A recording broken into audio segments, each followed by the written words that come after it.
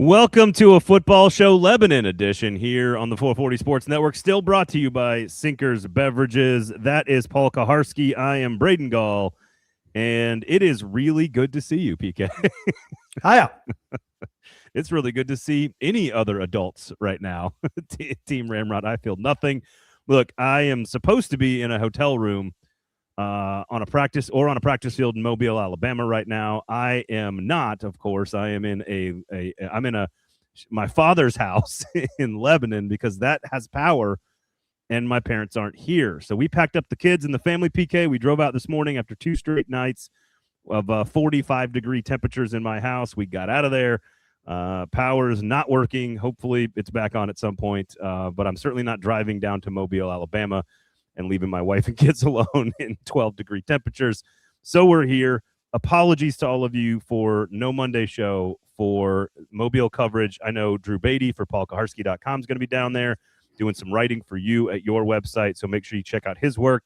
We're going to have some stuff on the network as well from a video perspective, hopefully for all of you. And I hope all of you are warm and safe and sound, wherever it is you might be in either Middle Tennessee or across the South or in the United States. And big shout out to the line workers across the county who have been busting their ass 16-hour shifts trying to get everybody back up and running.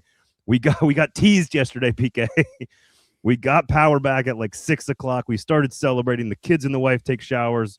We sit down to watch some TV, and boom, out goes the power again. So here we are in the booming metropolis that is Lebanon, Tennessee. How are you? Nice. I'm glad you found warmth. I'm sorry you didn't get to go. That internet. I have no heat downstairs, but not because of power outage, just because our heater went out. So we'll see those guys tomorrow. Good.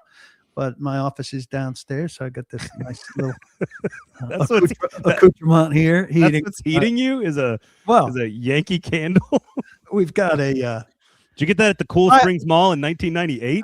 I don't know where it's from. My office is away from our fireplace and space heater and everything, so I'm really sucking it up for this hour before I go back upstairs where the heat is fully functional. If you are watching on YouTube, please thumbs up, notifications turned on. If you are watching us on Twitter or Facebook, please share that. Retweet it if you are seeing this on Twitter. We would appreciate that. Let some of you folks get in here and have some stuff to discuss today. We're going to talk through Robert Saleh's coaching decisions so far to date. We've got a defensive line coach. We've got some retentions. You've been all over this reporting, paulkuharsky.com. Make sure you check out all of his great work there, of course. And so what we're going to do is talk through sort of what that's teaching us. We'll look at what that means from a defensive line perspective with Jeffrey Simmons, of course, and T'Vondre Sweat, obviously glancing at an edge rusher. We'll talk a little Senior Bowl here, kind of some of the names that I'm really looking forward to seeing this week in practice, or rather was looking forward to seeing this week in practice. And I do think there's a conversation around the Mike Vrabel thing. I think everybody's reacting in their own way. There's some good, there's some bad, it's understandable, it's reasonable. But we do have another New England Patriots trip to the Super Bowl. No Tom Brady, no Bill Belichick, but the Patriots are back again. I think that's just 3 teams have been to the Super Bowl from the AFC in the last 11 years. It's getting repetitive in the AFC. So some stuff to get to today. Sinkers Beverages. Look, I was doing the dry January thing until that went out the window the last couple nights. It was like 2 p.m. It was 45 degrees in our house, and my wife's like, we got to go get a beer. So we go sit down and we grab some local brews and some pizza in East Nashville. And by the time we get back home, it's like, well, I think dry January is out the window here. Yeah. But luckily, in my pantry and in my fridge, sitting out on the porch in the cooler, I had a lot of great local breweries that I picked up at Sinkers Beverages. I had East Nashville Beer Works. I had some Jackalope in there. I had some Yazoo Pale Ale, like the original OG craft beer in Nashville. I had a lot of great stuff. Tennessee Brew Works, Cowboys and Hippies. That's a great brewery as well. So check out all those great breweries. You can get them all at Sinkers Beverages. You can get bourbon. You can get tequila. You can get THC beverages. You can get all that great stuff only at Sinkers Beverages. So make sure you check them out as well. This is a cypress and fig candle, just so you know. And it's by Good Matters. It's okay. Cypress and fig. I'm not really getting it. But no. Is fig a strong scent normally? I don't feel like it is. I like figs. Okay. you pop a almond or a walnut inside a fig. It's delicious, but I'm not having one currently. More of a dates guy myself, but we'll see. Is there an East Nashville Beer Works in Lebanon? Might be a fun family outing. It is actually, if you've not been there, shout out to the East Nashville Beer Works in Wilson County, which is not an East or Nashville or an East Nashville, but it is a spectacular venue. Like, it's got a dog park and a playground and a huge projection screen out back, and like, it's got all kinds of cool stuff. Great food and beer as well. So yes, Jordan, East Nashville Beer Works in not East Nashville is actually quite an awesome place to go. EB Titan, good to see you guys. Vrabes had a favorable reset from Joe. We'll get into that. It's finally the bald boy's time to shine, says Cincy. I put out a 4-pane graphic saying I'm liking the direction that the Titans coaching staff is going. Daboll's not in house yet, but it looks good. So you've got Saleh, Daboll, Randy Jordan, a holdover, is bald, and Aaron Whitecotton is bald. So you got a 4-pack of bald. Not that there wasn't bald representation on the old staff. Nick Holtz, Randy Jordan, bald men. But early 4-pack of bald, I'm going to fit right in. Nickname for the new stadium with all the bald is officially the Chrome Dome. There you go, from Team Ramrod. Pred Demption says he's fine in Canada, but all the positive vibes I can send to my Titans and Preds families. Yes, do appreciate it. When is Braden shaving his head to match everyone in the Titans building? Look, that is not my decision. That is up to two things. That is up to my wife and up to Father Time. And if those two things decide that it's time for me to shave my head, I will do so. We'll settle for the mustache. Yeah, that's fine. That's fine. Look, I have no qualms about the mustache. You have repeatedly discussed it. Clearly, my mustache in your head. Clearly, it is. Clearly. My flights to Nashville on Saturday and Monday were canceled. Trying again tomorrow. Yeah, good luck to that, man. Again, seriously, I hope everybody out there, like over 230,000 people without power in Davidson County on Sunday. Really scary stuff. Temperatures really, really low. I hope everybody is safe and warm and taking care of each other. If you need to go find shelter, please do so. There's lots of opportunities there. So hopefully the power. And again, like, that crew showed up at our house, PK, probably there was like 8 or 9 people that just showed up on our street that had to clear trees, like trees clearing for an hour. And they're out there. It's freezing cold. It's literally like 11 degrees. The sun is down. It is not a fun job. And they are out there grinding. He pulled up and I was like, man, it's good to see you. He smiles and he starts laughing. I said, can I get you something? I got bourbon from Sinkers. Can I get you something? He started laughing. He goes, don't tempt me. I got like 4 more streets to go. I said, how long have you been out? And he goes, we're going at about 10 hours now. And he still had like 4 more hours to go. And so just shout out to the folks doing 14, 16-hour shifts out there to get everybody back and running in Nashville. You guys are doing God's work, and we do appreciate you guys. So want to make sure we get that out there. All right. John Fossil, Luke Stocker, Randy Jordan, Tony Oden. That's special teams, tight ends, running backs, and cornerbacks, all staying on staff, according to Paul Kuharsky, paulkuharsky.com. What does that tell you about the direction of the staff, the direction of the culture, the standard that they want to set inside that building? Well, he's got a long relationship with Tony Oden. They go way back, and he was on his Jets staff. So that one, not surprising. Some of us were wondering if maybe he'd get a defensive coordinator look. He didn't. I don't think, and that's still up in the air. On the offensive side, I mean, we heard good things about Stocker and his trajectory, and he was instrumental in the late season run game surge. And obviously Randy Jordan's part of that. So I think Robert Saleh came in and liked what he saw from the run game late in the season from the Titans and thought, I can work with that as one piece of our offense there. Now, I don't know what that means about Tony Pollard, or none of us know, what they'll be wanting in terms of who's running the ball. But I think the way they ran the ball, obviously a new offensive line coach is going to be a big part of that. But I think from the tight end piece of it and what Stocker contributed to the run game and what Randy Jordan contributed to the run game, and with endorsements from Mike Borgonzi, he's not thinking he's coming in and inheriting a completely empty offensive cupboard. And obviously a priority is Cam Ward and the passing game, and that there's something to build on run game wise, I think is a clear signal about retaining those 2 guys and moving forward from there. So that's an encouraging sign, I would say. I think the minimum that we all expected was Fossil and Stalker. I mean, Stalker is kind of a rising star, very Arthur Smith-like trajectory to his coaching career, and I think Bones Fossil is as well respected as it gets, and you cannot argue the results. Like, it's just unequivocally, the special teams was one of the biggest turnarounds in the entire NFL. The other ones, to your point, I think you kind of eloquently laid out what they're doing. I think some of those were no-brainers. So I think if nothing else, it says, hey, the obvious thing that we all think is great is being done, and I think that's a positive step in the right direction. We're not going way out in left field to solve problems that don't need to be solved. And I think, too, offensive coordinator, obviously the news today, I think a lot of people thought, well, the Bills filled their job, as odd as that may have been, to hire your offensive guy and fire your defensive head coach. I mean, if you're going to fire Sean McDermott, go get something different to redo the culture, which they didn't do. But Daboll did not get that job, obviously. And I thought that was going to free him up to be the Titans offensive coordinator. But now he's in the mix for the Raiders. And so, again, indications, Diana Rossini was on this 4 or 5 days ago. If he doesn't get a head coaching job that he wants, he's going to be the Titans offensive coordinator. Now, Saleh apparently sold the Titans as part of his package on having a good succession plan in order.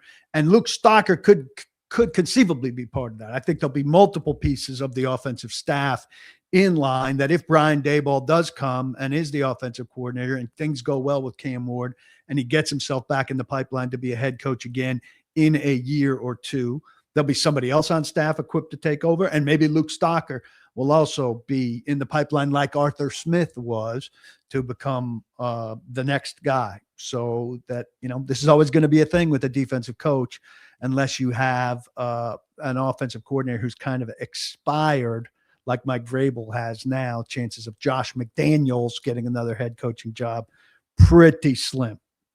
So I want to spend some time on Brian Daboll, and I'm getting a lot of comparisons to Cliff Kingsbury, and I think the comparisons I think are quite interesting to some degree. I think people think air raid and think that's what's best for Cam Ward, and I would say I think good coordinator is what's best for Cam Ward, and I don't think Cliff Kingsbury is that. So let's go to Aaron. Let's go to Aaron Whitecotton first before we go to the offensive coordinator, because that is a member that is on the coaching staff, will be hired as the defensive line coach. He was with Robert Saleh in Jacksonville under Gus Bradley. He was with them in San Francisco. He then was brought to the Jets coaching staff, was the defensive line coach there under Saleh with, of course, Will McDonald and Quinnen Williams and all those other guys that have been developed on that defensive front. We've kind of well documented the defensive turnaround for the Jets with Robert Saleh taking over as the head coach. Here's some interesting numbers. He was in Dallas last year. He was interviewed for a handful of different defensive coordinator jobs around the NFL. One of them was in Dallas. He lost out to, I think it's Christian Parker, correct? Yeah, who's young, 35. Who's very young. Here's what's interesting to me. He was only there 1 year. Here's some interesting numbers that I think that people need to know. Here's some Dallas defensive stats last year. Their hurry percentage, right? The percentage of drop back passes that end in a quarterback hurry, 14.1% last year. That defensive line, that's first in the NFL. Quarterback knockdowns for Dallas last year, 13.1%. That's second in the NFL. Pressure percentage, 31.2% for Dallas. Again, remember, after trading Micah Parsons, first in the NFL with a 31.2% pressure percentage last year. And their blitz percentage was 14th, which means 25.2%, which means they were getting all of those pressures and hurries and knockdowns without being even a top 10, top 12 blitz team. They only had 35 sacks, so that's 22nd in the NFL. So it is what it is. They traded, of course, for Quinnen Williams midseason, somebody that of course, Aaron Whitecotton coached in the Jets. I think those are really impressive numbers for a defensive line and for a defense in particular. We didn't think extremely highly of this past year, the secondary in particular. But I think those are really impressive numbers to be number 1 or 2 in hurry percentage, quarterback knockdowns, pressure percentage, and to do it without being a heavy blitz team. That means the defensive line is doing its job. I talked to a friend who covered the Jets through Saleh and said that Whitecotton is a really good head coach. And then I found a remarkable quote from Quinnen Williams, which I did a video on that's out there. I'll paraphrase it here. And this was somebody talking to Williams after he got traded to Dallas about the effect that Whitecotton had on him starting in the Jets. Now, his first year with the Jets is when Quinnen Williams, an elite player really from the start, but took off. He said, basically, I was set to be a good defensive tackle. And when Whitecotton got a hold of me, that's what accelerated me to be an all-pro and a Pro Bowl defensive tackle. With the techniques that he taught me and the boost that he gave my game, he took me to the elite level. And so I posited in this video, and I'll posit it here. Like Jeffrey Simmons coming off the best season. He is where Quinnen Williams, got with and beyond where Quinnen Williams got with Whitecotton. So now put Whitecotton, if he is what those two pieces of evidence suggest he is, he'll be the best position coach that Jeffrey Simmons has had. So give Jeffrey Simmons that. And now if you turbo boost 2025 into 2026 with a different kind of front, could be even conceivably better. So really intriguing pairing there. Is it? My first reaction to that is that what it does is it mitigates the chances of a step back for Simmons. I certainly think that's a good thought. And that's how it's almost like maintain that at the very least. And then if you get more, house money. Anything else is house money. But I think Caribbean Daniel says, hey, I'd love to see some of this with T'Vondre Sweat. I think that's where, if he is that good and he is that capable, is that if T'Vondre Sweat decides to do the things that are required of him to become a star, influence from Simmons and a great defensive line coach, there is a lot of upside there. So here's the thing about Sweat, though. Saleh's defense, which is Whitecotton's defense, it doesn't play a nose, and it doesn't even play a one. And so he's never had anybody like T'Vondre Sweat. So he's going to have to look at T'Vondre Sweat and say, wow, this guy is so good, I'm going to have to alter the front I play. And what are the odds of that, instead of looking at him and say, I see a fat, lazy guy who's bigger than what I want, and I'd rather get rid of him and get people who fit the front that we've played with great success without blitzing, and it's much better. Herndon did an unbelievably thorough piece about Saleh's scheme, kind of a split front where they do it one way on one side and the other way on the other side, neither of which, by the way, requires a T'Vondre Sweat. He wants length mostly. Sweat's long for his size, but he's not the traditional long guy of this front. It just makes me feel like unless they immediately get through to T'Vondre Sweat and he turns into a different guy, that he's less likely to be here because of scheme fit, between the front office already being down on him from the effort perspective and the coaching staff maybe breaking through to him, but him not being the kind of guy they really want for their system. I see it being more T'Vondre Sweat's likely to be somewhere else. Is it? What's interesting is that I think you've got, by all accounts, one of the best defensive line coaches that you could have hired. You hired a head coach who is, by all accounts, a master at elevating a defense right away, right? That's the evidence, right? So if anything, if you're Borgonzi and you're messaging a trade of T'Vondre Sweat or a future cut of T'Vondre Sweat, what you're saying to everybody is, we did our best possible job to give him an environment. He can play number 2 to Simmons. We went and got a great defensive line coach, the first new hire on the staff. Clearly that was a priority. We went and hired a defensive coach who's all about culture and accountability and energy. Like, they're kind of setting him up to say, if this doesn't work, it's all on you, man.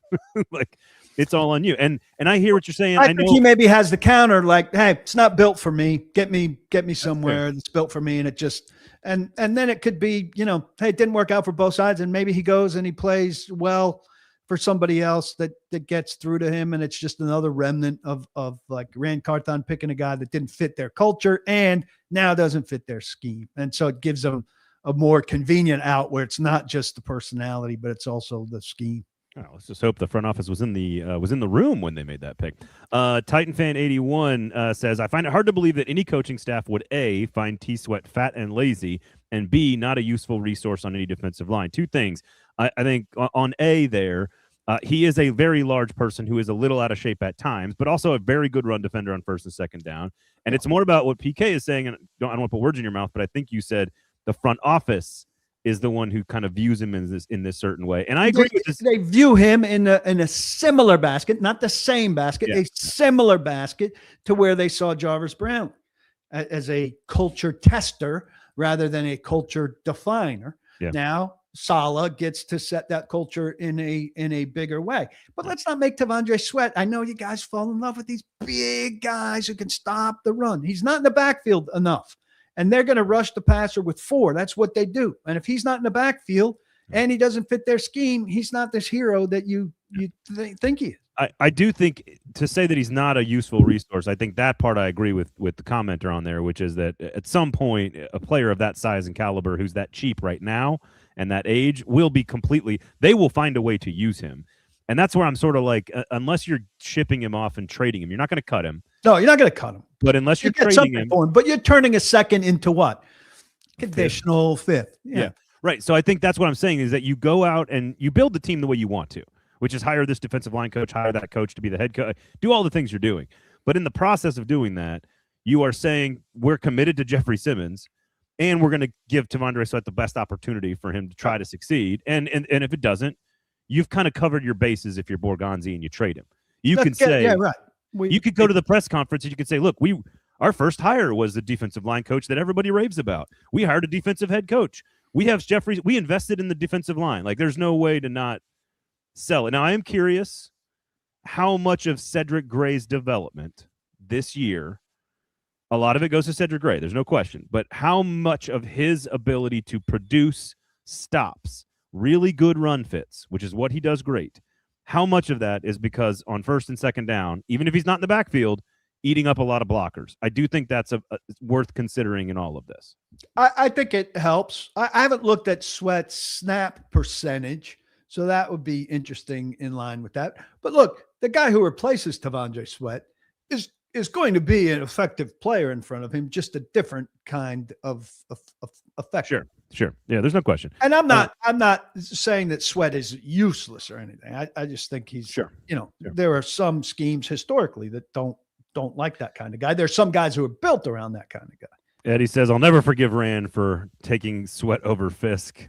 Here we go with the revisionist history on drafts. Look, I understand why it happens. It is what it is. I didn't love it either. I mean, I thought there's potential for him to be too much of a run defender, not enough of a pass disruptor, and I think that's what he is at this stage. At 38, I need a more well-rounded disruptor. CRA says, on a positive note, he's my neighbor and a very nice guy. Lovely guy. There you have it. He's a good doctor and thorough. Let's see here.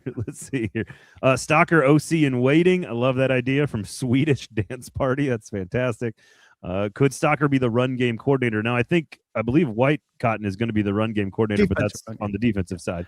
So there's that. How important is the quarterback coach hire, assuming Daboll is the OC? All right, hold off on that. We'll get to that. Anything else on the defense, on the retentions, and on Whitecotton you want to make sure we know before we move on?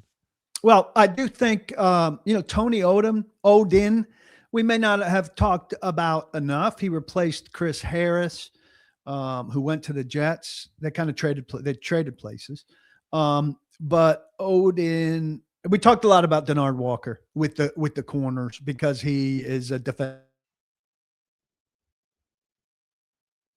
Odin was right there in terms of them, working with cornerbacks 7 and 8 at the end of the year. Guys like Micah Robinson and Jalen Armour Davis, who if he's on the roster, he's at the very back end. And Kyer Elam, names that we hope we're not hearing next year and don't expect to be hearing. And if we're hearing, it means that they've run into some more depth trouble. So I think Odin will have a chance to work with a lot of new corners. Do we have breaking news right now? I don't know if I can report this, but looks like, is that Jordan Schultz you're saying is reporting that Daboll, the Titans have received word from Daboll. So here's what we're going to do. PK, I'm going to let you do a little digging here. I'm going to talk about sinkers for a second, and we're going to see if we can kind of confirm this on our end, make sure the right people are saying the right things. If that is in fact true, that Brian Daboll has alerted the Tennessee Titans that he will be the offensive coordinator, then we will see that quickly. PK will be able to lock it down, and we'll be able to talk about that. I think should this happen, I think Brian Daboll is significantly better than Cliff Kingsbury. I don't understand why people on the internet keep saying that Cliff Kingsbury fits Cam Ward's system, fits Cam Ward better. I think that's nonsense, but we'll see. See if we can confirm that as well. It looks like there's more than one of you saying that Brian Daboll is in. Would love to copy the Rams here from Z Dean and double up with Bain and Messidor. That's interesting there, of course. I think you're talking Jared Verse and Braden Fisk, spelled correctly, by the way, from Florida State. You're talking about Bain and Messidor out of Miami. Herndon mentioned Brasillo as O-line coach, possibly for Daboll. Another ball dude. What do the Titans? Why do the Titans hate new hair? What type of player also helps Gray? Another linebacker like Rodriguez. Rob Nell says that would be of Jacob Rodriguez of Texas Tech fame, or even Sonny Styles to pair with him. Reese to add the same side as him, or Bailey with Gray, and Bailey on early downs. Okay, let's see here. Garrett Wilson talk in the comments. I'm going to keep vamping here. I'm late, but Vrabel in the Super Bowl is pure sports depression. We haven't gotten to that part yet, Mike, so stay tuned for that. What other free agents should we target? Says Tighten Up JB. That's not going to be this show, but we will get to that show. I know PK has talked a lot about Breece Hall, for example, a running back. So we shall see. Quickly, Sinkers Beverages. Look, this is a 5-time liquor store of the year. You can search on Uber, search Sinkers Beverages. They will deliver the booze directly to your house, no matter where you are, even in this weather. They will do that. And, of course, they've got an award-winning craft beer fridge. So 2026, one of the big messages from us is going to be support good local businesses, especially after this week where you're not really sure how many people are staffing up some of your local businesses.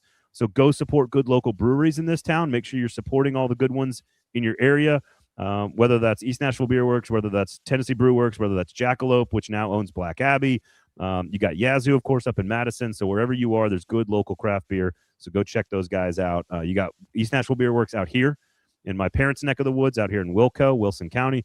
So make sure you go support a good local shop right now. A lot of these businesses have taken a hit this week and this weekend. So if you can, if you've got a few dollars to spend on some good local shops, make sure you go support good local business in 2026. And that absolutely applies to anything you can purchase at Sinkers Beverages. So craft beer, award-winning craft beer walk-in fridge. Go buy that good, awesome local brews. Take care of that. Jelly Roll is now reporting it. Is that where we are, PK, in media in 2026? Well, I wish I'm not seeing it from multiple people, but I am seeing it from Jordan Schultz. The Titans have received a commitment from Brian Daboll to become their OC per multiple sources. He's in Nashville now to sign. I had earlier that he was in Nashville. Daboll has a strong affinity for quarterback Cam Ward, and the two will now be officially paired together. So it looks like we're pretty close here. Yeah. Rob Nell says, I really like Malachi Lawrence, who's a defensive end out of UCF. On the third day, he probably is more of a day 2 guy, just for the record, Rob. All right, so let's just talk hypothetically like it's Brian Daboll. I want to first, do you have a strong opinion between Daboll and the other candidates that were listed? Yeah. The Kingsbury thing to me, and I'll get this kind of off my problem with Kingsbury is he doesn't adapt anything. He's very rigid. He doesn't use a lot of pre-snap motion. His lineups and his formations are very predictable. All of his quarterbacks don't get better. In fact, they get hurt a lot of the time. He runs an air raid in college, but came here into the NFL and ran it exclusively with very dynamic athletic quarterbacks, Kyler Murray and Jaden Daniels, both of whom got hurt all the time in Cliff Kingsbury's system. I think he has a high floor and no ceiling whatsoever. I think the quick, short passing game, that's fine with an accurate passer like Cam Ward. And I think because there's this similarity between Kingsbury's air raid background and Cam Ward's experience with that system in college, that's somehow a good fit for his skill set. I want the coordinator who knows how to adapt and evolve, who's productive in third downs, who's productive in the red zones, who knows how to cater his offense to his players' strengths and weaknesses. To me, it's not even a comparison. And if this is in fact true, PK, I'm so much more excited about Brian Daboll than I would ever be about Cliff Kingsbury. Where do you stand? Look, I think it's a good hire. I like it. Now, Daboll, I understand, he hasn't made miracles. He did well with Josh Allen. Anybody would have done well with Josh Allen. He had a wonderful year with Daniel Jones at the beginning. Did some good things with Jackson Dart and also put him in harm's way a lot. But I think, there's video. Now, I understand the video is very selectively chosen. And I've said this about, some people who were made to look really good. Mike McDaniel, I think, teaching, and we don't see the downside of Mike McDaniel being weird and looking weird and failing to connect with people or growing stale, right? So I understand. I'm saying that on the one side. The videos that I've seen of Daboll, like in particularly in a combine meeting with the quarterback at the whiteboard, I mean, his interactivity with those guys to me was like, man, I give me that. I want that. Now I know we're not seeing, Daboll's temper stuff that was a problem. You're going to have less of that, right, as an offensive coordinator that matters than you are as a head coach when he was trying to CEO. I think that he, from what I've heard, and he has Kansas City overlap with Borgonzi, but I think, just had a plan for Cam Ward that was very tangible and believable. They wanted Cam Ward badly in that draft, the Giants. So it's not a guy coming here saying, I love him and not being believable or putting on a sales pitch. The Giants offered a great deal to get in position to trade for Cam Ward. So he and the organization had full faith in Cam Ward and wanted him and had a plan for him. And that plan that they laid out for Borgonzi and for Saleh is convincing, and I'm excited to hear about it. So I think that because he was with Jalen Hurts in the for Alabama, Nick Saban hired him. I think really good year, won the national championship that year. They switched to Tua Tagovailoa famously in the national championship game that year. That was the year after Kiffin and Sarkisian had left. Hurts was, people look at Hurts as a type of player. People look at Josh Allen as a type of player. I don't know if I care as much about what you did with Josh Allen because Josh Allen is doing a lot of that on his own. Right, but you were there. You were in it. Sure. But what he did with Daniel Jones is incredibly impressive to me. And to your point, loves Cam Ward. I just think there's productivity in critical situations. There's evolution and adaptability. He takes his offense and caters it to his players, strengths and weaknesses. All of those things I think Kingsbury has a tougher time with. So, again, and somebody in the comments said this in terms of all the other – here you go, Jason said this. Good to see you, Jason. Some of the best coaches in football have trusted Daboll. That's what we say about Saleh sometimes. And at this stage, it's one thing. It's different for a head coach who's never been a head coach, and we go, oh, we're all kind of guessing here. There's lots of data here on Daboll. And I think getting here's the other thing about this, and this would kind of apply to Kingsbury as well. He would be he's the most experienced offensive coordinator the Tennessee Titans have ever had, period. No one has ever taken the job with more experience and more skins on the wall, as they say, as Brian Daboll has today. If, in fact, he's the offensive coordinator. John says, I think there's no reason not to believe it. I mean, Jordan Schultz. Well, but again, who is a more experienced offensive coordinator on the day they got hired? Is Matt LaFleur better? Maybe, but not on the day he was hired. And Matt LaFleur wasn't very good in his year here. No experience. Yep. At the time. So, again, one of the most experienced offensive coordinators, if not the most experienced offensive coordinators in the history of the league. Great coaches have trusted him. Great coaches have trusted him. Besides Saban, McDermott, who else? Well, is that list? I I think McDermott's a good coach. Oh, I do too. So. But great coaches have trusted him. Might be a little far. There's two. That's fair. Right? Where was he? Was he at Penn State? Wasn't he at Penn? Am I wrong about that? Was he at Penn State or no? Maybe I'm wrong on that. Where was he before Alabama? Can't remember where he was at before Alabama. I didn't know he was going to be accepting the job while we did this. Norm Chow. Sammy's bringing up Norm Chow. Yeah, but Norm Chow didn't have no NFL experience. Right. That's right. Was he on Belichick's staff twice? Is that correct? Brought him back after he left. There you go. He was on the Patriots staff. Look at all you guys. Look, this is why I love you guys in the comments. Excellent job. Difference with Daboll is that Kansas City. He worked for Reed. He worked for Reed as well. Difference he worked with for Belichick. Yeah, I mean that's stacked right there. There you go. Yeah. Difference with Daboll is that he was there during Josh Allen's ascension. Not saying he'll make Cam as good, but still better than getting a coordinator who was hired into a great quarterback. You don't even have to say he did it. He witnessed it. I mean, he called the plays for it. Allen wasn't calling his old offense. We're not saying he made Josh Allen who Josh Allen is, but he was part of a successful offense that Josh Allen ran. That's not nothing. Yeah. This is a good one here. There's another point in Daboll's box as opposed to Kingsbury, which is Rob says Titans have been bad at halftime adjustments. Hopefully more experienced coaches correct that. A problem with Cliff Kingsbury. adapting in the game and making adjustments. Once defenses figure out what they're doing in a game, they solve it, and he doesn't adapt. I look at Brian Daboll and I see a guy who knows how to do some of that stuff. Very good on third downs, very good in the red zone. That is the sign of someone who knows how to evolve and change things up and mirror your passing attack with your rushing attack.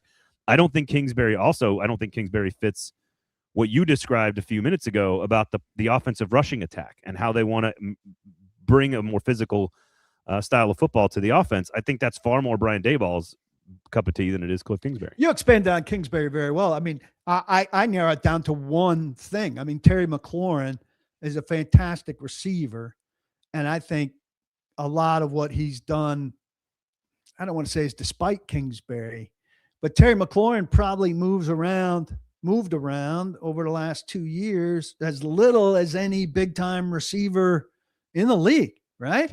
He's lining up in the exact same formation every play. Every play.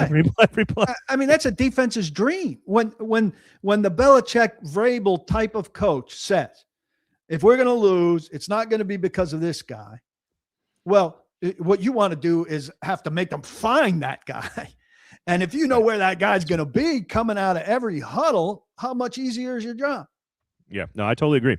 I think Kingsbury makes people better quickly, and they reach a certain floor, and then I think they just kind of stay there.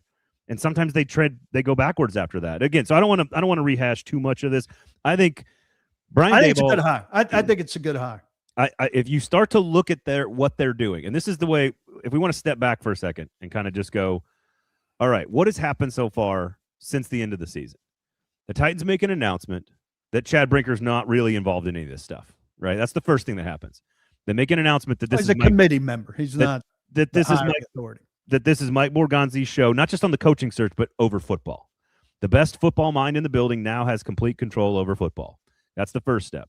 Then we're seeing a systematic search where they go through and they pick out all the names and they do all the research, and they pick the guy that many of us feel sort of embodies the traits and characteristics that they were looking for to build a new Titans standard, is the word Mike Borgonzi has used. He doesn't call it culture, he calls it standard. Then he goes out and they keep the ones we all think are really good on the staff. He goes out and hires a defensive line coach that Quinnen Williams says is like the best coach he's ever played for or whatever. I'm paraphrasing. And then he goes and hires the most experienced offensive coordinator in the history of the franchise. None of this says that the Titans are going to be some great team quickly. But it's hard to poke holes in the strategy and the process with which they are that this is being rolled out. And we'll see what happens with DC, and we'll see what happens with some other positions. But it's really hard. Sammy said it earlier. Please keep me from getting so excited right now. I think it's okay to get excited. League's built for hope at this type of year when you win at this time of year when you win 3 games. And the moves they're making right now look good. Now, look, I'm going to take it to the other place because this is a convenient segue, and otherwise we're going to get away from it. The Vrabel thing, all right? The Vrabel thing. You're watching that celebration after the AFC Championship game, and there's Vrabel hug and stretch on the field. And it needs you don't have the bond to the Titans that you say you have if that doesn't make you feel some kind of way. And the way it makes me feel is, look, they blew it. Now, people say, well, he wouldn't have taken the Titans to the Super Bowl this year, as if like it's got to be one or the other. There is a billion miles. There are a billion miles between 3 and 14 and the Super Bowl. And people are rationalizing it to such extremes. Well, if they didn't fire Vrabel, we never would have gotten the number 1 pick, and we never would have gotten Cam. So that there's no way out of being a 6-win team or a 7-win team, which Vrabel was the 2 years that they got fired, which, by the way, were at least twice as good as the last 2 years. At least twice as good as the last 2 years that he got fired for. There's no way that you can get out of that, which good coaches have proven there are. And this other thing, like what he just accomplished, isn't a big deal because they had a terrible schedule. The schedule complaint is so funny. Because he inherited a quarterback, because they had free agent money. They went from 4-13 to 13-4 and to the Super Bowl, winning on the road. No, they didn't have to beat Burrow and Mahomes and all this. Let me tell you something. We get these record and fact books every year. It is the hard copy and the digital copy of the history of the NFL. And 10 years from now, 5 years from now, 2 years from now, Nobody is going to give a shit who the Patriots beat or what they did to win the AFC Championship or potentially the Super Bowl. It's right there in ink that they won the AFC this year. And trust me, if the Tennessee Titans had a soft schedule, and if the Tennessee Titans didn't have to beat Patrick Mahomes or Joe Burrow to get to the Super Bowl, you would not be saying our Super Bowl trip is discounted. You would be saying we're there and you're not, everybody else. Yeah. So stop with this discounting what he just did. What he just did is phenomenal. Yeah. And you can say it was always going to come apart. He always wanted to be with the Patriots, this and that. The Titans, for 2 years, mismanaged their relationship with one of the best coaches in the NFL, and he's now coaching there instead of here. You can be excited about Saleh. You could think things are going to go a great direction. Obviously, the divorce happened a while ago. You cannot say it's for the betterment of the Tennessee Titans that guy's coaching up there now and not here. You're warping your logic and you're hurting your brain. No, I don't disagree with anything you're saying. I completely agree. I think I saw. Look, I got snark.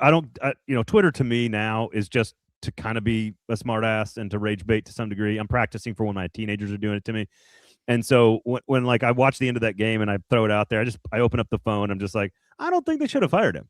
Like that's the tone of voice, right? Like it's not a serious comment. We're having some fun here. I'm stoking the embers online, and the amount of copium that existed in the responses and the replies. It's just insane. He's done nothing according to a lot of these people. Nothing. Now, if somebody wants to say, and I think a couple of you in the comments have already said this, if you guys all want to say, and this really is up to you and your own truth inside your own brain. When you look in the mirror, how much are you upset by this, and how much do you blame the Titans, and how much do you blame Amy, or how much do you how happy are you about all this? I think what's interesting is. The folks who say, man, I'm not really sure if we should have done that. He was a really good coach here. This is an extraordinary accomplishment, but he's not here anymore, and I'm excited about Saleh. That's totally fine.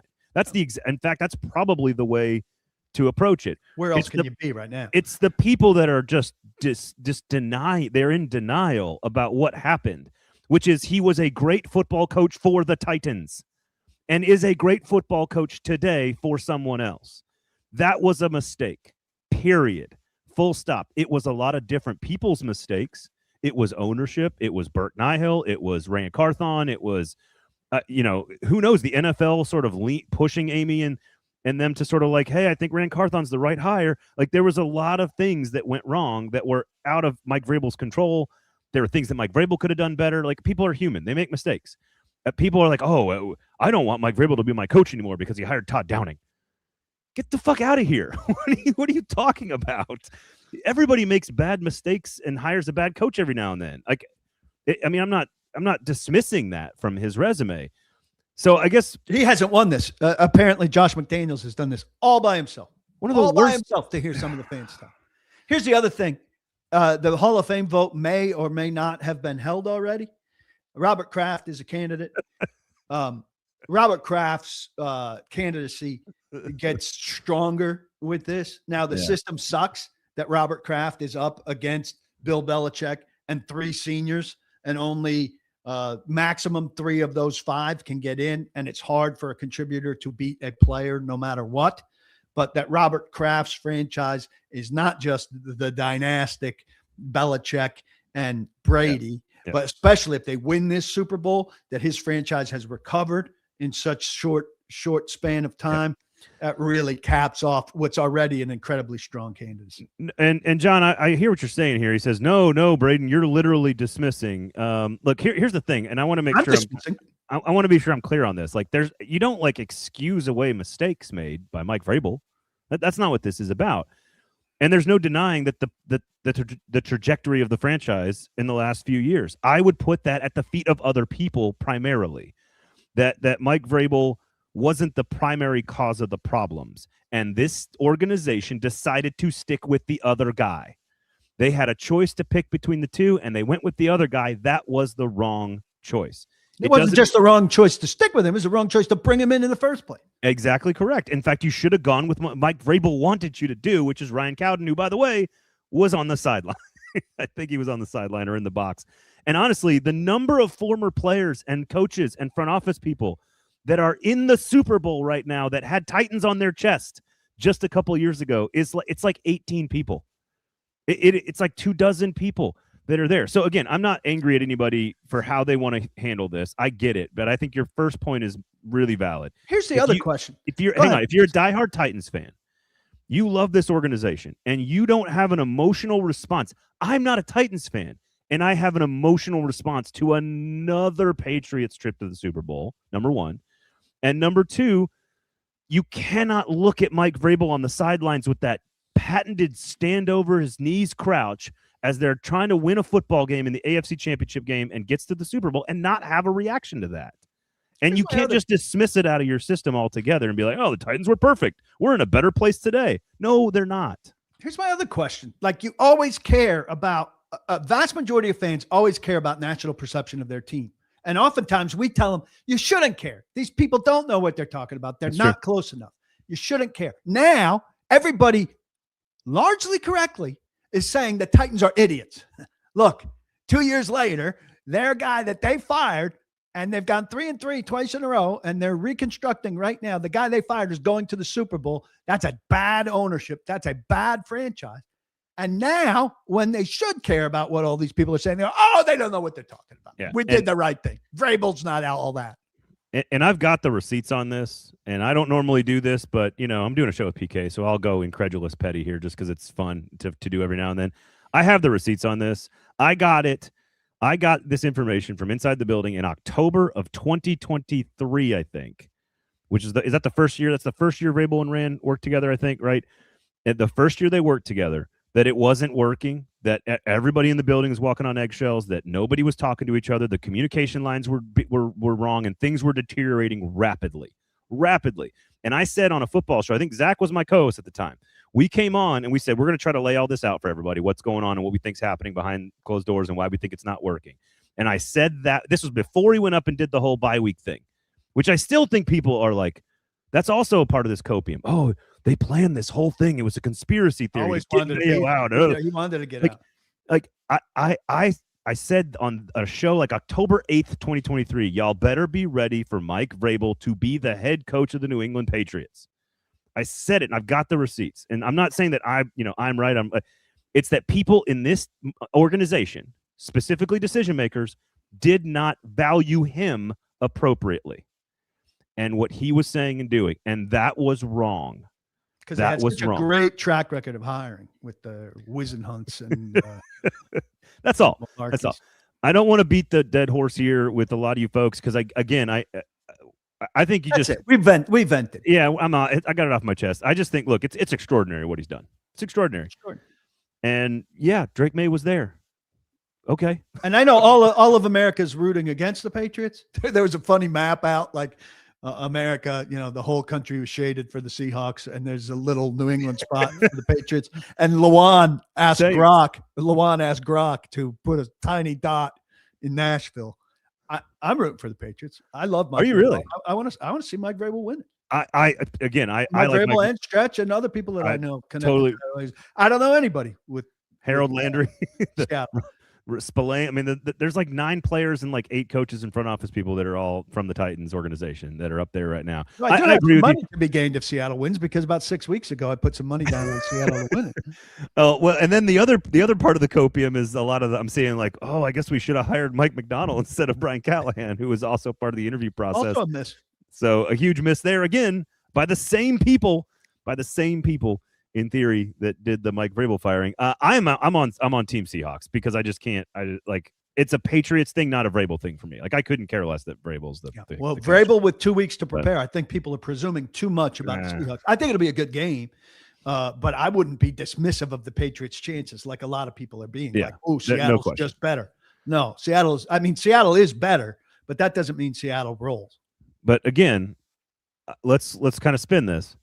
If Cam Ward is great and Robert Saleh is great, is all the Titans people going to be like, well, he just kind of lucked into Cam Ward? Like, he was already there. They had cap space. Well, is that what you're going to say? Or are you going to say, no, Robert Saleh stepped into a situation and did a great job? You're exactly right. Let's finish with more Daboll, because Sam is right here. We're giving them a downer at the end, and we should be giving them upper. Good point. Yeah. We'll get to Senior Bowl on Thursday. Yeah.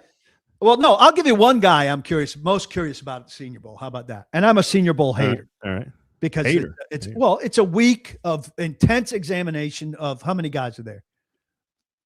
Like 150, 65, 70 on each roster, I think, ballpark. It's a week of an intense examination of 120 guys, 117 of whom will not be on the Titans.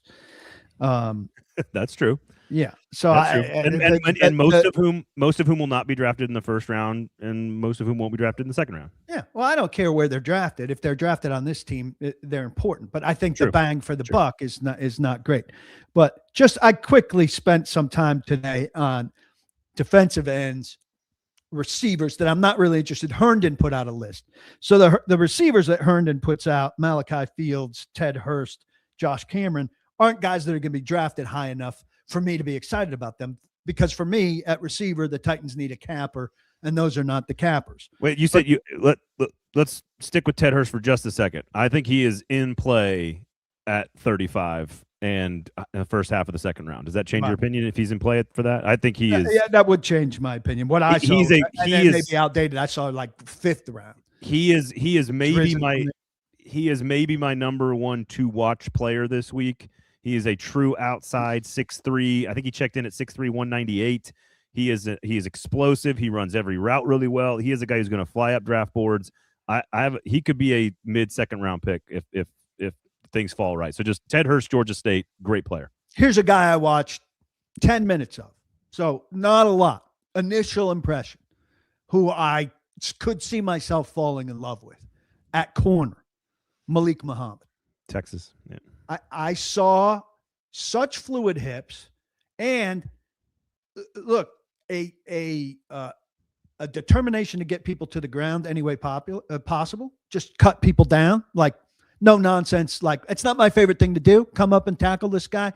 It's just part of my job. So I'll come up, cut this guy down, get up, go do what I really want to do on the next snap, which is run with this guy and be sticky with him. He's 183, almost 6 foot, 5'11", 7, fluid as hell. And I kept thinking Samari roll and saying, well, it's dumb for you to think Samari roll. But I kept coming back and thinking like just how naturally he was turning his body and turning to go outside or turning to come inside and stuff. I felt like I saw a little bit of Samari roll. That's a guy I'm going to pay attention. I do think that's so Malik Muhammad's more of like a 4th, 5th round pick right now. But I think what's interesting, and Sammy's talking about Massis from Cal. I actually think corner, if you look at the edge without Ruben Bain, without David Bailey, both backing out, with Casey Concepcion backing out of the Senior Bowl, and sort of like they feel like they've proven it. They're first round picks. They're not going to do anything to hurt their stock. I think the position that is most interesting in this event this week is the cornerback position. Dalen Everett out of Georgia, really want to see what he does. He's a 6'1", 193. TJ Hall out of Iowa is a great mid-round target. Colton Hood is a high-round target, was a little undersized at 5'11" and 3/4. He's a guy that I'd keep an eye on. Chris Johnson is a guy that you could absolutely select, and of course the namesake would I didn't love him from what I saw in that. It looked like, and I know he's group of 5, like he's maybe the best corner in the group of 5, but everything I saw looked like he was playing against really bad teams. Well, and that's fair. And again, some of these guys are outside. Some of these guys are kind of true nickels. You mentioned Hezekiah Massis out of Cal. You mentioned Malik Muhammad, who checked in at 5'11", 7'8", 183 today. Julian Neal out of Arkansas, 6'1 and a half, 202 today. That's a really big corner. Let's not just read size and weight. It's Chandler Rivers. Well, that's the only thing we have right now. Chandler Rivers out of Duke, and then Keontae Scott out of Miami. The point is that it's the best. I think it's the best position aligned with Titan need if you're going to really study. I think Jacoby Lane at USC is worth talking about and kind of studying this week at USC. He's a really good receiver.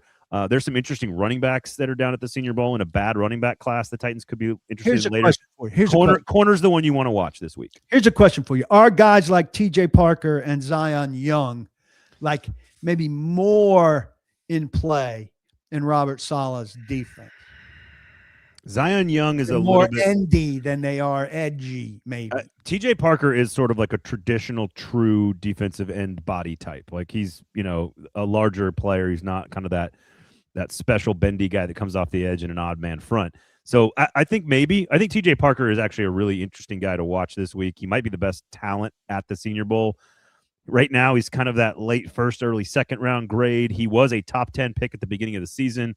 He did not have a great season at a defensive end out of Sin. He's a guy that at 35, if he's still there, I talked to James Foster about this a couple of weeks ago. I said, if he's still available for you at 35, he goes, it'd be really hard to pass on him because of the upside. TJ Parker, at 35. So he's one of those guys that he has a great week this week. He moves back up in the middle of the first round. If he has a bad week this week, you're like, I don't know if I want him at 35. So this is a really important week for him and the combine and the whole process. But he's a very talented player that I think a great defensive line coach and a great head coach with a defensive background could make better. Another guy I was curious about, Derek Moore, who doesn't seem like enough of an edge setter, but had some pass rushing stuff that was of interest. Michigan. Look, it's really hard for me to get my head around taking an edge player in the third round and thinking that he's going to be a contributor. It's not that there's not, like, if you have an extra pick and you have extra capital and you want to take a shot on somebody as a depth piece, I like that. But after the top 3 or 4 names in the first round, which I don't really love it for, I'd go Bailey if I had to pick one over Bain. I don't think Bain's a true difference maker off the edge. I think he's a greght lineman. I don't think he's going to be a great player off the edge. Maybe he fits better in this system. I don't think he's rangy enough in a true down lineman 4-man front. But I think you got to get an edge in the top 10 and then or 35. After that, I don't know if you can take one that really and count on it to be a starting player on the team. That's the problem with you can draft corners in the third round and the fourth round and the fifth round, and they could be starters. You could draft receivers in the second, third, fourth, fifth round, and they could be starters. It's hard to find edge players in the third, fourth, fifth round. So, and that's where a lot of those guys more. I think we've hit on this, and we're going to hit on it throughout. Like the receiver impact that you're looking for and the pass rush impact that you're looking for, they come in the first 2 rounds. Yeah, and a lot more receivers in the second and third though than but based on the way this roster is assembled and what we think it can do in free agency, what it needs is that top tier receiver. Which I know you love Lemon, but this might not even be the right draft to get the kind of guy that we're talking about. What happens, PK, if you get to the end of this process and we're like, man, I don't love the edge players and I don't love the receivers in the top 10. None of that. They're all typical type. They're all like the 18th best pick in the draft. Like, what do we do? And I'm like, you know what you should be prepared for? Jeremiah Love at number 8. That's the answer. But I'll tell you this. I talked to Scott McLuhan. Remember Scott McLuhan? Really good personnel evaluator with Seattle and San Francisco. And I know I asked you about this earlier, but he said, he loves Love. Love. This was the thing with Mark Howard. Why don't you love Love? Is that Paul Rudd? Is that Paul Rudd from? Not so distinctive that he qualifies for that high, and he was talking about the second back at Notre Dame as a really good player that he would take. Is that Price? Is it Wendell Price? Is that correct? Something like that. No. Why am I drawing a blank on this player? I don't know. This is where I count on you to produce the insignificant information that I. So look, he is as I'm drawing a total blank, Jadarian Price. Like, this is a guy that if you're telling me he's available and in the 6th round, and you want to draft a guy and take a shot at a guy and put him on the roster and see if he can move up and jump some names in training camp, that's fine. Taking him in the 3rd round before pick 101 in the 4th, that's where I feel like it's too early for that kind of player. Like, does that make sense? Like, he's not enough of a true starting player to dictate that level of draft pick. It feels more like Chris Henry's not the right term, but it feels like Darrington Evans is what it feels like. My bigger point is that I don't know that Love, from talking to one personnel guy that I really like and admire, is so otherworldly that he qualifies for you going to an unconventional, non-foundational position, if you will. And people get pissed at me when I call it that, but you agree with me that no, I kind of agree with you on that. Right. It sounds like Rossini is reporting that Daboll has signed as well. Jordan says Love is Vince Vaughn in Wedding Crashers. I'm drawing a blank on that. What's the movie Is it Knocked Up where Paul Rudd's in the hotel room in Vegas with Seth Rogen and they're on mushrooms and he's like, why can't you just love or accept love or what? I can't remember what the scene was, but maybe I think it's Knocked Up. Maybe I have this troubling quality about me that people seem to object to in that I don't memorize movies. Well, I'm clearly not memorizing it. I'm getting the quote wrong and the movie wrong. You've memorized it and forgotten it. See, what I do is just skip the memorizing. Maybe I was doing the magic mushrooms when I was watching the movie. Let's get out of here so I could go write something fascinating about Daboll. It's picking up on what we've talked about here. Most experienced and most endorsed. Most endorsed and most experienced offensive coordinator in the history of the organization. And a guy who desperately wanted to give up assets to get the quarterback he's now going to coach. How is that not a good situation? And bald. That's I love you, man. Braden says Shoney Passy. I got the wrong movie and the wrong quote.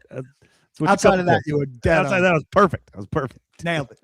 Stay warm out there, Chief. Everybody in Nashville, please stay warm and stay safe all across the Southeast, frankly, as well. Sinkers Beverages, make sure you check out our great and amazing local sponsor. Support good local business, please. In 2026, good local business is needed, especially after the last 5 or 6 days where people haven't been able to go to those businesses. So go check them out. Sinkers Beverages, you can get the best craft beer in the city at Sinkers Beverages. They got a great bourbon selection. I'm gonna go see what my dad's got back here actually while he's not in the state. I'm gonna go raid the pantry. Otherwise, for paulkuharsky.com, if you want all the best in reporting around the coaching staff developments, make sure you check out paulkuharsky.com. He's gonna have some stuff from the Senior Bowl as well with Drew Beatty, so check that out.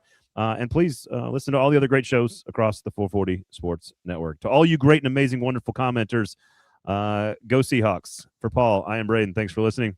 We'll talk to you next time. Yeah.